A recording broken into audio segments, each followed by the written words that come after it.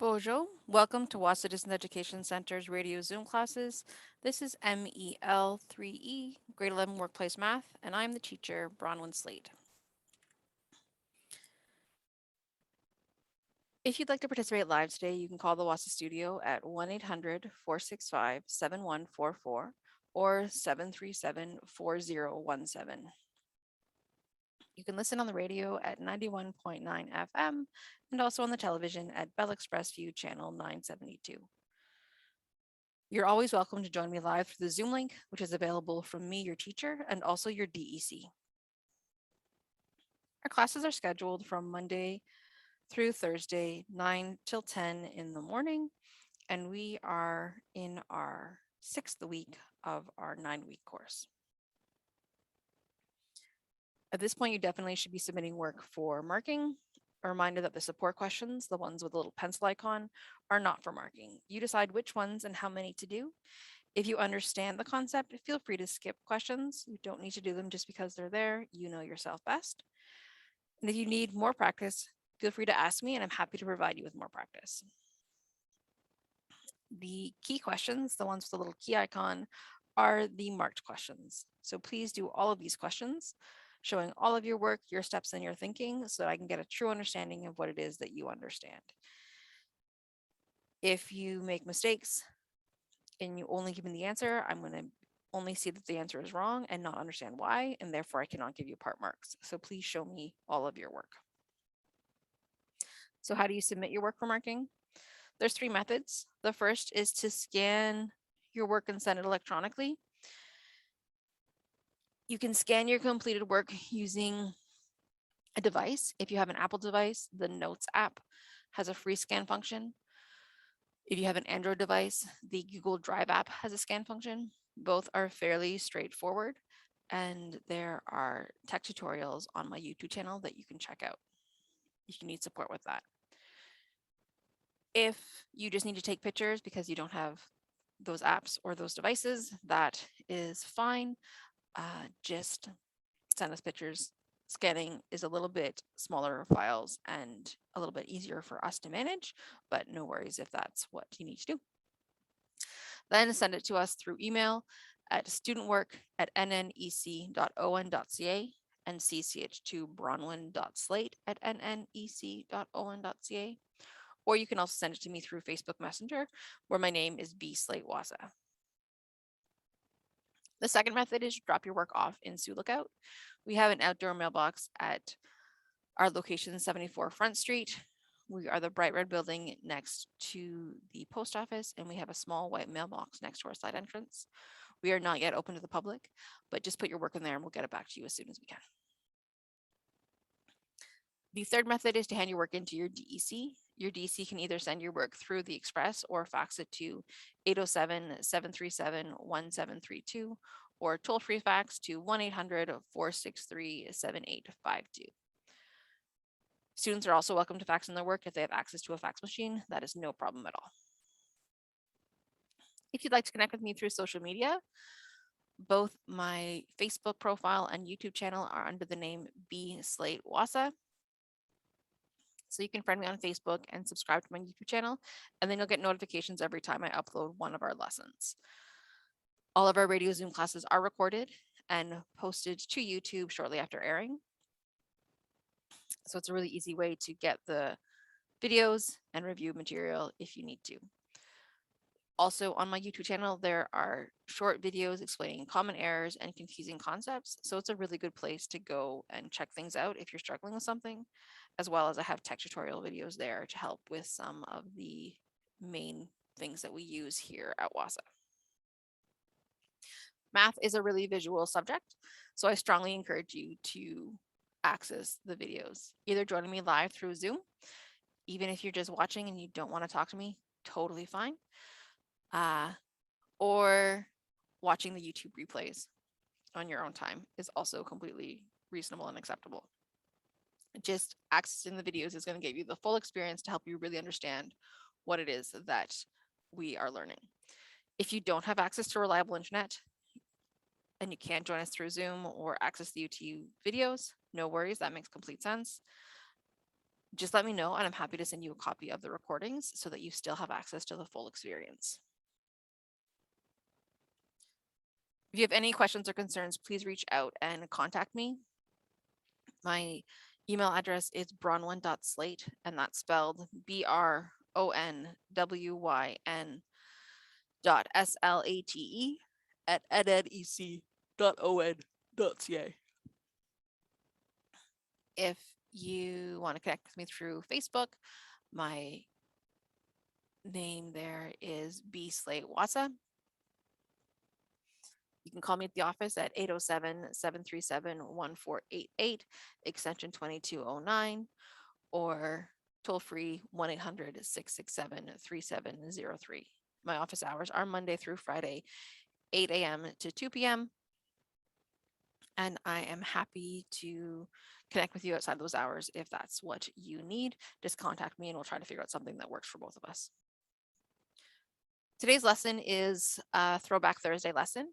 We're focusing specifically on lessons 10 through 15, though we will go back and review everything we've done so far in the course. A reminder as to why we review frequently in our course. Research done by Hermann Ebbinghaus in 1885 showed us that we forget information really fast. He developed the forgetting curve, and which shows us that we forget information really, really quickly initially. So after learning something, after knowing something, one day later, we've already forgot 20% of that. We've only retained 80% of that information. After 2 days, we're down to about 70%.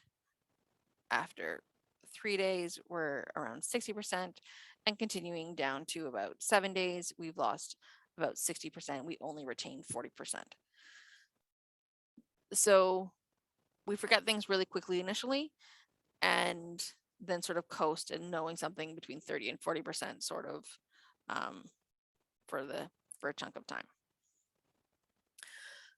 That research continued, showed us that if we revisit that information, then our forgetting curve slows down. We don't forget things as fast. So like we said, if we learn something and a day later we've lost 20%, we went down to 80%. If we revisit that topic and we learn it again, we revisit it, we review it, then we're back up to 100% of understanding and knowledge. And it takes twice as long. It takes us to forget the same amount. So now at 3 days, 2 days later, we have retained 80%. So we've slowed down that initial drop. So then if we revisit again and we go back up to 100%, and now it's taking us to lose the same amount of information, that 20% that we initially lose, then that's taken us 3 days to lose. And so that continues, that if we continue to revisit topics, it slows down how quickly we are forgetting it or losing that retention. So though we do not review things every day, you can on your own time go back. This is why practice is important, to go back and touch base with things that you just learned. But we review things every week or every 2 weeks or so, to go back to what we've done all the way back to the beginning of the course, so that when we get to the end of the course, you have retained that information and you haven't completely forgot about what we've done at the beginning of the course. Many students come exam time or come final project time find that they don't remember anything about what they did at the beginning of the course. They don't even remember the topics because we haven't revisited, haven't gone back and said, wait, what did we do? It's how our brains work. It is not through your fault. It's not students not learning well enough or working hard enough. It's how our brains make space for new information. So we're able to strengthen the pathways, strengthen our brain's understanding of what it is that we are currently learning by revisiting it and reviewing those topics. So this is why we do this. But of course, before we dive into our review of all of the topics we've done so far, let's activate our brain with some mental math. I am a firm believer that MAD math minutes are harmful opposed to helpful. They don't support most students in their learning of math facts and their comfort with arithmetic and their numbers. They generally just reward memorization and speed, which are not the most important elements of math education and math skills. So instead, we work on developing strategies that we can use in various situations that are based on our comfort and our knowledge in order to build that base of facts that are really, really useful. Knowing your facts is really, really useful, but understanding them is more important than having them memorized. All right, so our question today is 67 plus 33, and we are breaking up by place value is our strategy. So we're going to not follow the rules that many of us have experienced where we stack our numbers and we start at the right and we move to the left. We're going to look at our numbers through place value and see what is actually going on. So 67 is 60 plus 7. That's the place value. We have 6 tens, which is 60, and 7 ones, which is 7. Then 33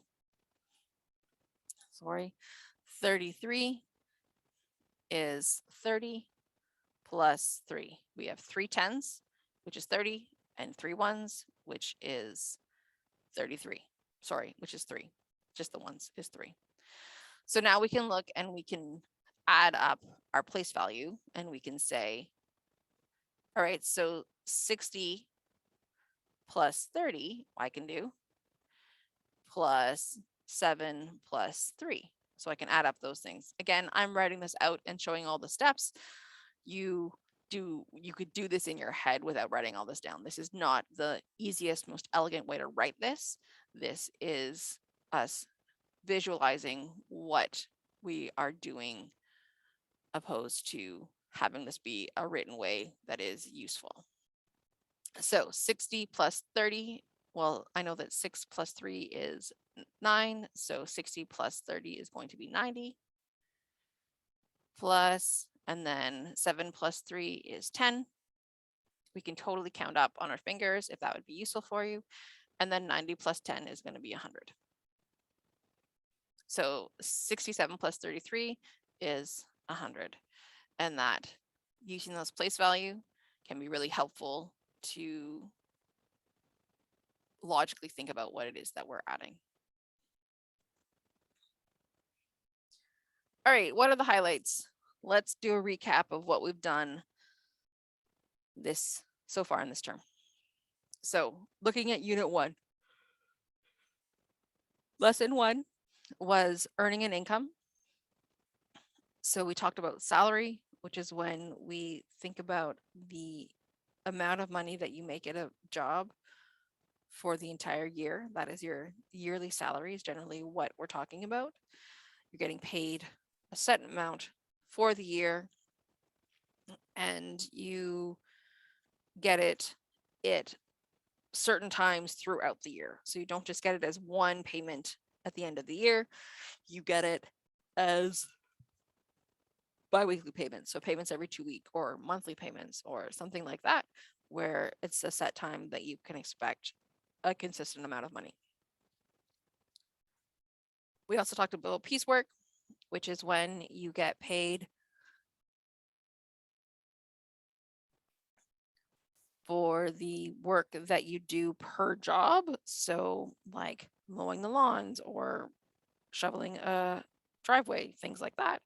Also like beading work. If you are making beading work or jewelry and selling it, then you're getting paid per piece. Or working in a clothing factory or things like that are often piecework. And we talked about job advertisements and where to find them and how to understand them. In lesson 2, we looked at commission and hourly rates. So hourly rates are when you get paid per hour.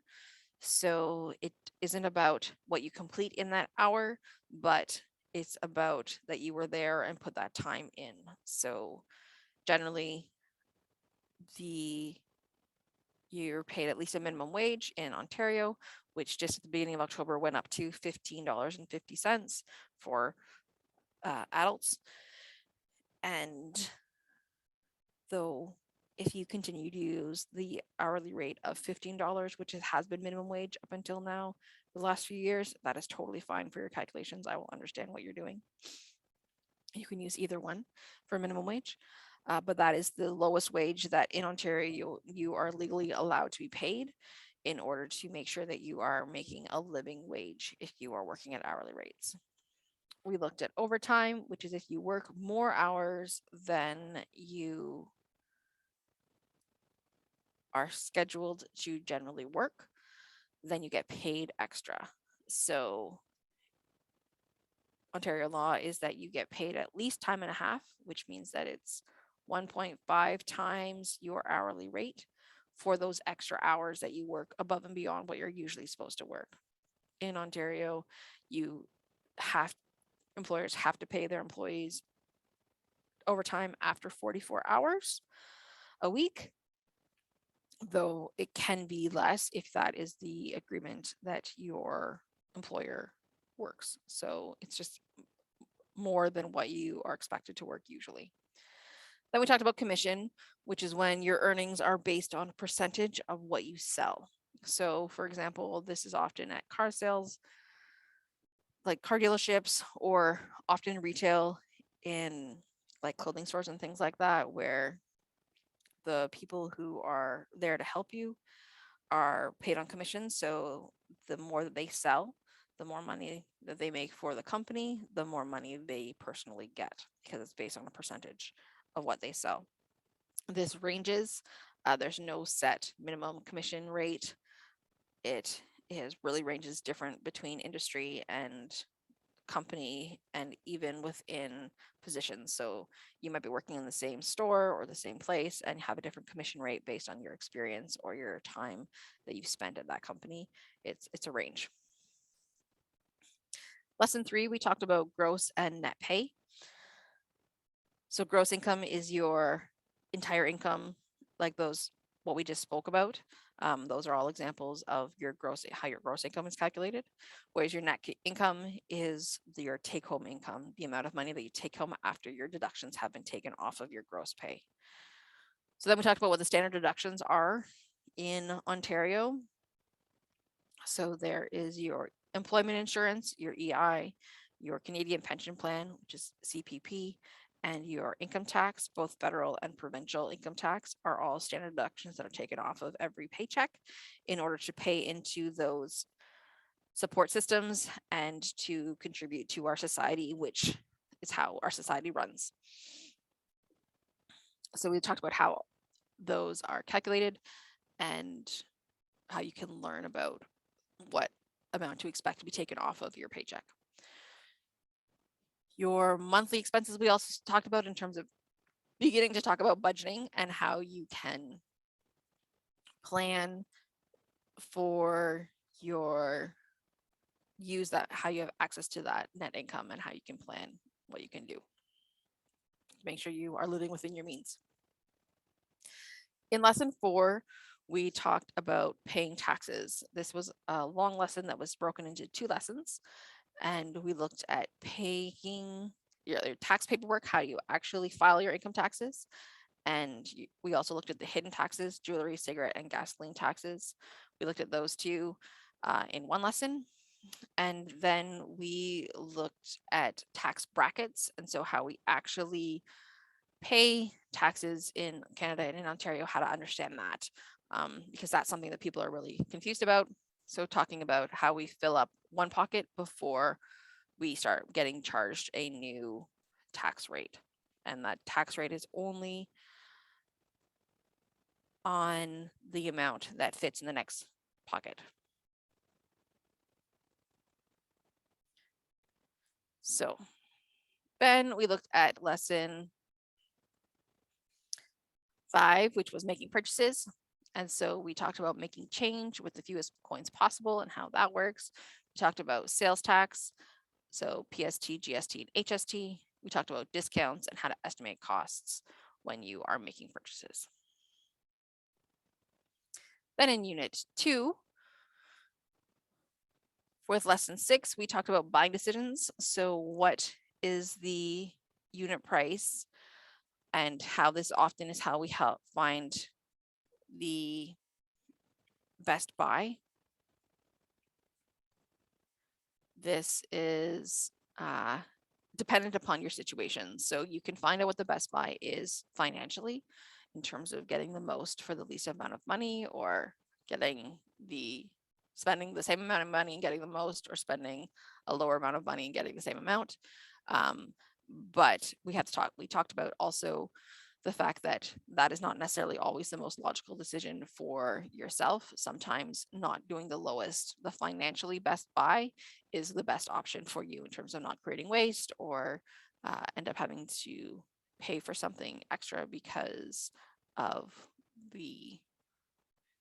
what the situation is. If you can buy a case of 24 liters of milk, but if it's going to expire and go bad before you consume 24 liters of milk, then that is not the best buy.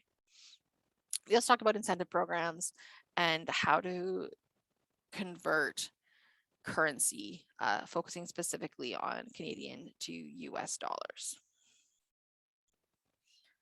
In Lesson 7, we looked at simple interest. We talked about how simple interest is always calculated only on the principal, so only on the initial amount of money that you invest or the initial amount of money that you borrow. Simple interest is calculated. So the formula is I equals PRT, where I is your interest that you're figuring out, P is your principal, R is your interest rate, and T is the time that you are investing or borrowing for. If you want to figure out the total amount that you owe or that you earned, then you do your principal plus your interest. In Lesson 8, we looked at how simple interest and compound interest are connected, reminding you that simple interest is only calculated on the principal, whereas compound interest is calculated on the principal and the interest that you've already earned. We figured out how you could learn how to calculate this through spreadsheets using both either Microsoft Excel or Google Sheets. And a reminder that if you do not have access to a computer, to please let me know. And I have an alternative lesson. So if you can't, don't skip this lesson just because you don't have access to a computer to do the spreadsheets. Let me know and I'll send you an alternative lesson. Lesson 9 was compound interest. So this is, remember, compound interest is calculated on both the principal and the interest that you've already earned. So this grows faster, either if you are borrowing money, then the interest that you've earned is increased, or if you are investing money, then the interest that you're earning it faster. The formula is A equals P times 1 plus R divided by N, all of this to the exponent NT. And we went into detail in Lesson 9 about what those variables mean and how you calculate this. A reminder that the interest that you've earned or the interest that you owe, if you're borrowing, you have to figure out by doing the total amount, which is what that formula just calculates, and subtract the principal from it in order to figure out what the extra piece is. All right, so then the new things for us that we've learned recently are the end of Unit 2, which is Lesson 10. So we talked about banking transactions, and here we looked at checking and savings accounts to understand them. Then we talked about the different types of transactions and codes that might be on your statement, so you can understand how the bank informs you of your transactions going in and out of your account. And we talked about online banking, how you have access to your statements, and so that you know what's going on in your account, which is really important to understand and know what's going on in your account, and that you can do most types of transactions through online banking. And we talked about debit card banking, where you can also do most types of transactions, but ATMs have fees if you are not using ATMs that are your own personal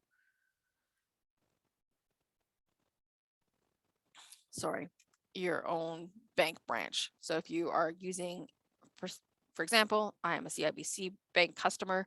So if I use a ATM that is attached to a CIBC, either in the location or just it's branded on the ATM that I'm using, then I'm not going to get charged extra fees. In lesson 11, we looked at credit cards. So we first learned what the vocabulary was and how to apply for credit cards. Then we talked about how to choose a credit card, what the interest rates are, the annual fees, credit scores, security deposit rewards, why this might all be useful information while you're choosing a card, and also thinking about where you're going to use it, as there might be a card that's more appropriate for you than another one. And we talked about the true costs of borrowing. So minimum payments, if you're just paying that, how you are going to be charged immediately on your balance, and as well as all of your new purchases. If you are only making minimum payments, you don't have that grace period anymore. So it's important to not just make minimum payments. It is important to definitely make your minimum payments, but try to pay off your balance completely. And we talked about how the compound interest formula is what is used to calculate interest that you are owed, that you owe when you have a credit card. In lesson 12, we looked at loans. So we compared the different types of borrowing in terms of loans, personal loans, credit cards, and lines of credit. We talked about the dangers of payday loans and check cashing companies and how they are traps where you can often never get out of debt, particularly with payday loans. We talked about the cost of loans and how larger amounts, longer terms, lower payments, higher rates, and less frequent payments all cost you more interest. And we looked at amortization schedules, which show how much your payment goes towards paying off the loan and how much is just interest, the part that's being charged to you to borrow the money. In lesson 13, we looked at driver's licenses and insurance. So we talked about the graduated licensing system in Ontario, which is what the rules are for your G1 and your G2 before you get your final G, which is your full license. We talked about demerit points and how they are added if you're found guilty of a traffic ticket offense, up to 15 points on your record. They vary per charge and they can lead to a possible license suspension. We looked at speeding tickets and how to calculate how much you're going to owe in a speeding ticket and how there are the surcharge fees as well as demerit points when you are speeding. And we looked at car insurance and how your premiums are raised and lowered depending on the situation, how there's many different things that contribute to your car insurance, but that it's mandatory and that you must have insurance, and why it's really beneficial to have that in to keep yourself safe. In lesson 14, we looked at new and used vehicles. So new cars, you get exactly what you want, but it's inexpensive. There are extra costs like delivery and administration fees, and it depreciates, it loses value as soon as it's off the lot, as soon as you drive it away. Depreciation, remember, is the rate that a new vehicle loses value. It's usually about 50% by 4 years of ownership. Used cars can be cheaper, but may require repairs, and there still are extra costs like safety and e-testing. And then finally, we looked at leasing vehicles. So leasing a car is like a long-term rental, and there are pros and cons to it. It is something that you need to decide what makes the most sense for you and your household. It's not always better to lease. It's not always better to buy. You got to figure out for your situation. Part of leasing vehicles is that there's a kilometer surcharge. So if you go over the kilometers that in your contract said that you were allowed to use, so you have your allowable usage, how much you are allowed to use. And if you exceed that, if you have an actual amount that is higher than that allowable usage, then you multiply that by the surcharge. That extra amount, you get charged for every kilometer a certain amount of money. If you don't go over that usage, then you don't pay the surcharge. And all of this would be defined in your contract that you sign. So, which means that it's really important to read that fine print and be aware of the procedure in order to understand what you're agreeing to and what charges might be made, you might need to pay at the end of your lease. So there could be a refundable security deposit. So that means that you have to pay that at the beginning, which is usually about a month's payment. And then if you return the car in a good way, that it is clean, no scratches, no dents, good condition, then you get that security deposit back. If it isn't returned in a good way, then you don't get that security deposit back. And then also the purchase price at the end of the lease is going to be based on the market value of that vehicle. But if you choose to purchase it, you've already put in a bunch of money, plus the amount that you're buying it at this time. All right, so that is everything that we've covered so far this term. It is a lot, definitely. We are 3/4 of the way through the course, so we've covered a lot. But let's dive into some practice to make sure that we can figure out what our questions are asking and what tools we need to use in order to answer them. All right, our first question. Ashu invests $10,000 at 4% per annum compounded semi-annually for 8 years. How much do they have at the end of 8 years? How much interest was earned? So this is a compound interest question because, how do I know? Because in the question, it says compounded semi-annually. So that means that it's a compound interest question. That's how I figured it out. So for question part A, how much do they have at the end of 8 years?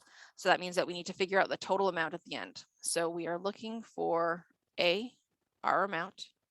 Our principal is $10,000. Our rate is 4%, which remember we need as a decimal, so 0.04. Our N, our compounding number of compounding periods, is compounded semi-annually. That means twice a year.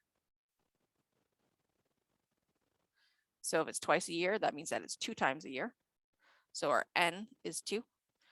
And our T, the number of years that our time is 8. So then our calculation, remember, is A equals P times 1 plus R over N, all to the exponent NT. Also, remember, you do not have to have that memorized. Look it up. Totally fine. This is why you have your notes. Look it up. I haven't memorized because I've done it so many times, but it's okay if you don't.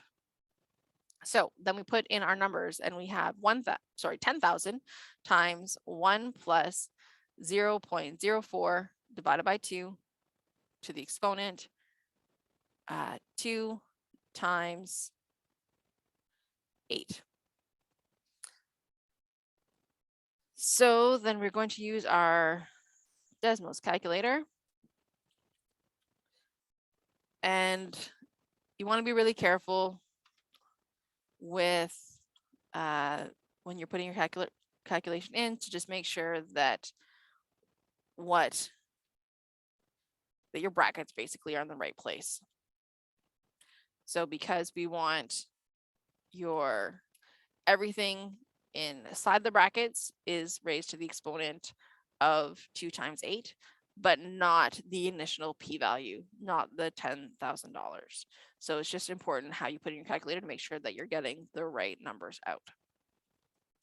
Okay, so that in our calculator is $13,727.86. 13,727.86.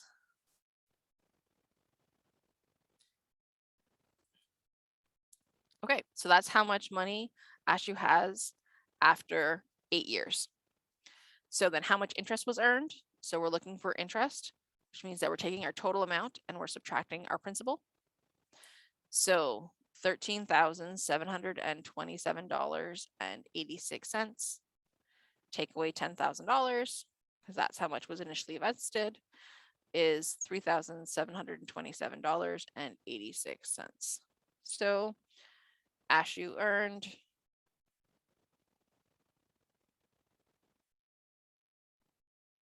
$3,727.86 in interest.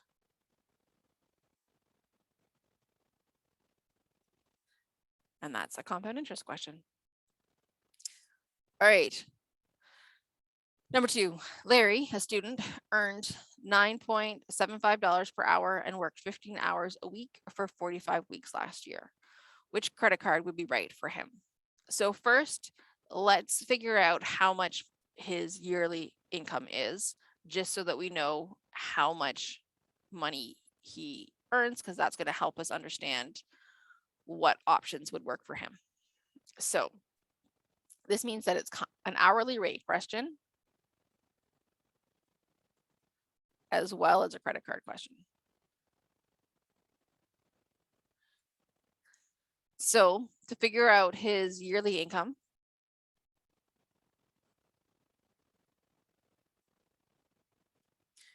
we know that his rate was $9.75. We know this is not legally minimum wage, but he's a student, so it is lower. And this is an arbitrary question, so it's all good. Times $15 hours for 1 week times 45 for a total of 45 weeks per year. So 9.75 times 15 times 45 is equal to $6,581.25. 65.81.25. Okay, so that tells us what his yearly income is. So then if we look at our credit cards, we see that credit card A has no annual fee. Great. A minimum household income of $15,000, a minimum student income of $1,200. Because Larry is a student, he would qualify for this minimum student income, which is good because he doesn't have a minimum household income of $15,000. But he does have a minimum yearly income of $1,200. So we can use card A. It has a credit limit of $500. Okay, so that's one option that he does qualify for. Card B has an annual interest fee of $29. That means that he's paying that amount every year. A minimum household income of $25,000. So he doesn't qualify for that. But a minimum student income of $2,300. So he does qualify for that because his annual income is greater than that. And a credit limit of $1,500.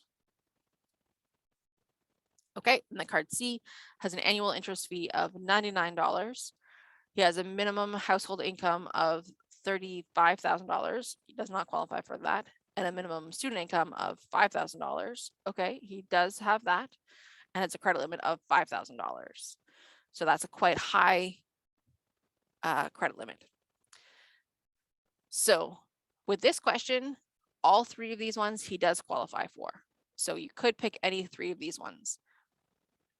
Technically, there is not a right and a wrong answer. It is how you justify your reasoning. Personally, I think that Larry should go for card A. I think that Larry should, as a student, should have a low credit limit to start learning about credit, start building it up, but not spending $5,000 which on your credit, which is almost all of his yearly income.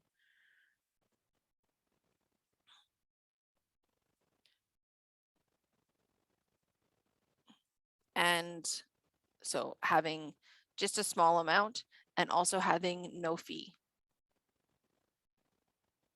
Because he doesn't have a big income. So he shouldn't be just paying it in fees.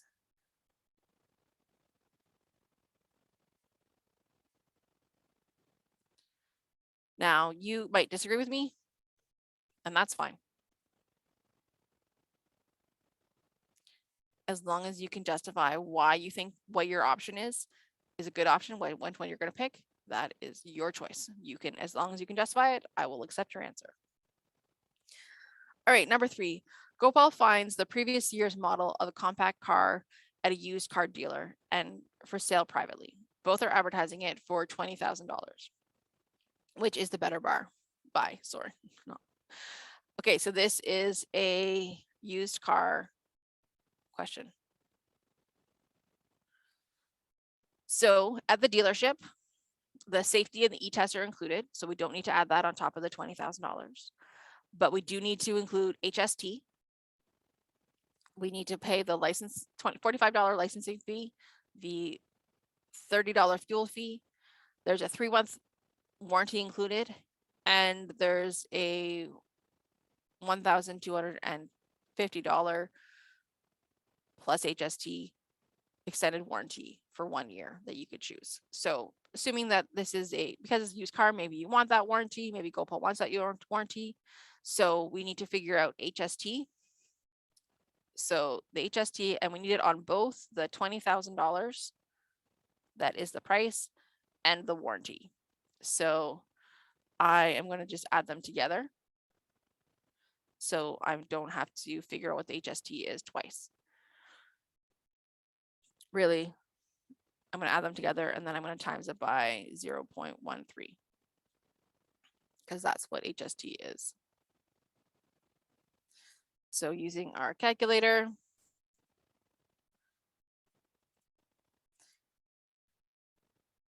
$21,250 times 0.13 is equal to $2,762.50.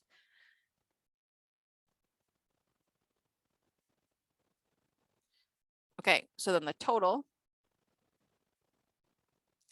is $20,000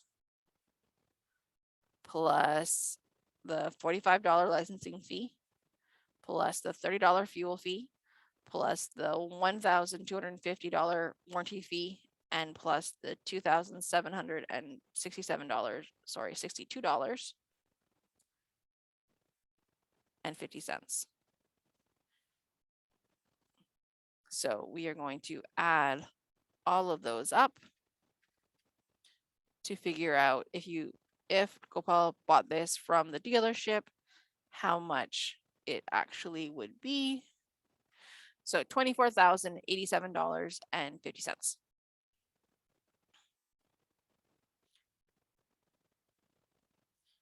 So privately, he needs to pay the $20,000 to the person.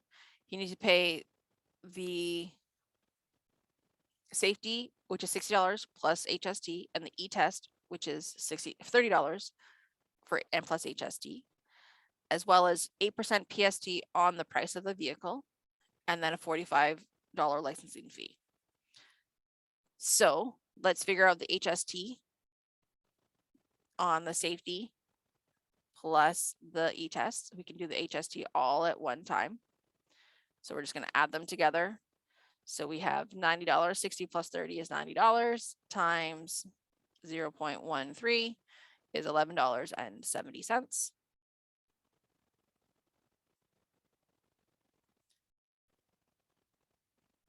The PST is $20,000, the price of the vehicle, times 8%. So 20,000, sorry, one too many zeros, times 0.08, which is 16,000, sorry, 1,600, 1,600, my bad, I do that all the time. And then, so our total is going to be the $20,000 to pay for the vehicle, the $60 for the safety, the $30 for the e-test, the HST on those two things, the PST on the vehicle, which is 1,600, and the $45 licensing fee. So adding those up,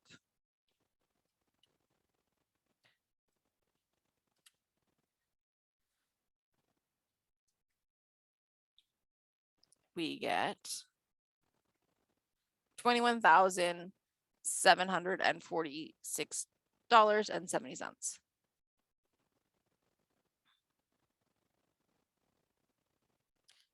So then you need to decide which is the better buy. So you can say there's no warranty with the private sale, but is that worth $3,000 or $2,500 almost over the dealership? So I might say Gopal should buy the private car. Again, private car because it is cheaper.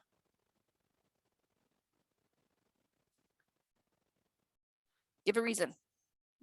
If you chose to buy the one from the dealership, tell me why, and then I'll totally give you the marks for it. You don't have to give me the lower price. You can pick the higher price because you want the warranty or because you think that that car's in better condition. Totally fine. You decide. All right, number 4, calculate the cost of exceeding the speed limit by 21 kilometers per hour in a community safety zone, and also the number of demerit points. Okay, so this is a speeding ticket question and demerit points, because that's what it says in the question. So remember, when we need all of these charts that I have down here. I put all these charts down here because I don't have this information memorized. So I would have to look it up in order to just make it easier for us. I just put them in our on our screen so that we don't have to try to find that information. We can all see it. So it's fine to have to look this information up. Totally reasonable. Remember, a community safety zone means that the fines are higher because you're supposed to have them. You're supposed to be being extra careful because there are children, people, animals walking around. You need to be careful. So if we are exceeding the speeding limit by 21 kilometers per hour, we're going to times that by, we have to look at our fine. 21 is in the 20 to 34 range. So that means that it is $7.50 per kilometer. So 21 times 750 is $157.50. So that is your initial fee. So then remember, we need to find out the surcharge too, because all speeding tickets have a surcharge, have a victim surcharge fine. So we look and we say, okay, where's our fine range? Our fine is $157.50. So that is in this 150 to 200 range. So we have to pay a surcharge of $35. So the total fee is $157.50 plus $35, which is $192.50.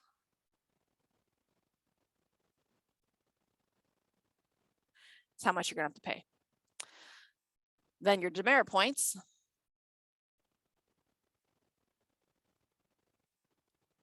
So then you look on the demerit points charge and you say, okay, so we are in this range where speeding between 16 to 29 kilometers an hour over the speed limit is 3 demerit points.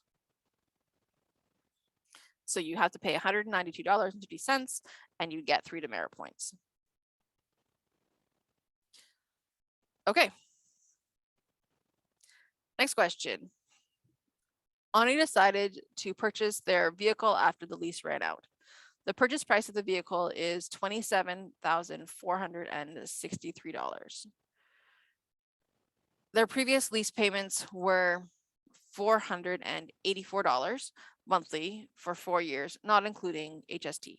He originally gave a down payment of $6,750. Their lease agreement includes 20,000 kilometers with a 16 cent surcharge. Ani drove 23,450 kilometers. What is the total purchase price of the vehicle if you include the cost of leasing? So there's a lot going on in here. These questions have a lot. So so let's figure out what we need to figure out. To figure out the total, we need the purchase price because that's how much they're purchasing it for now, which is $27,463. So that's how much they would pay now. We need the total of the payments plus the HST on those payments for 4 years. and we need the down payment, which is $6,750, which we know, and we need the excess, we need the kilometer surcharge. So that just helps organize in terms of what we need to know and what we already know. So we need to figure out the payments plus the HST. So the payments were $484 for 4 years, which is 12 months per year. So it's 12 times 4 times 484. And then we're going to times it by 1.13.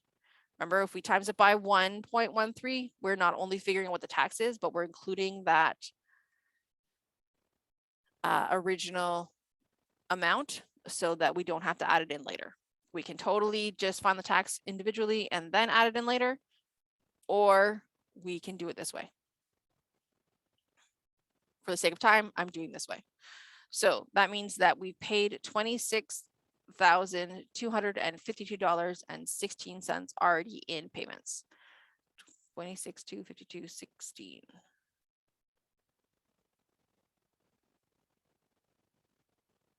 Okay, so I figured out the total of the monthly payments. I can now put in that actual number in my list of what I'm going to add. Okay, and then I need to figure out the kilometer surcharge.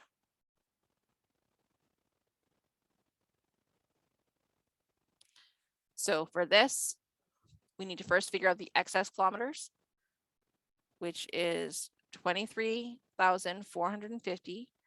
That's how much they drove minus 20,000, which is how much they were allowed to drive or they'd already paid for. And then we're going to times that by 0.16 because that's 16 cents per kilometer. So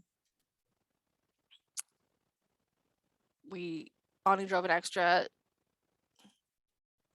3,450 kilometers times 16 cents. So that is going to be $552. So then we can put that number actually in our list. So then we're going to add up all of our numbers that we've been taking into account. So we have the purchase price of now what they are going to pay to get the vehicle after the lease. We have so that's 27,463. We have $26,252.16, which is how much they paid in monthly payments already in these 4 years.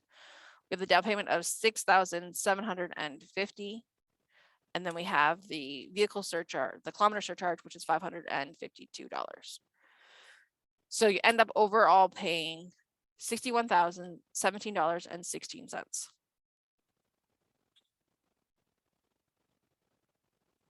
So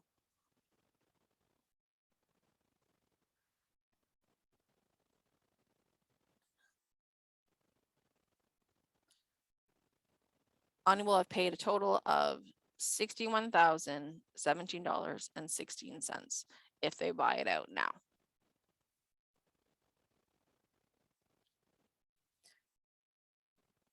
All right, we don't have time to do our last 2 questions, but units 1 through 3 are now completed.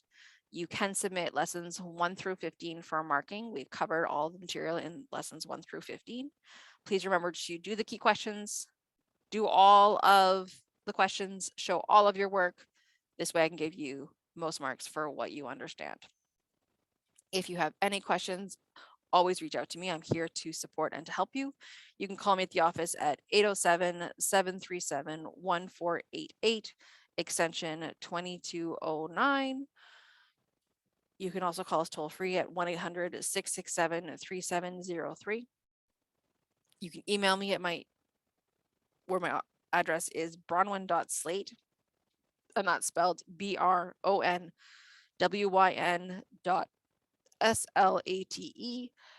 at ededec.on.ca. Connect with me through Facebook, where my name is B Slate Wahsa.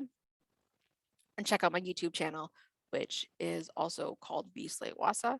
All of our previous lessons are uploaded there under the playlist called MEL3E, as that's our course code. My office hours are Monday through Friday, 8 a.m. to 2 p.m. So I am happy to connect with you and support you however I can. Thank you so much for joining me today. Miigwech.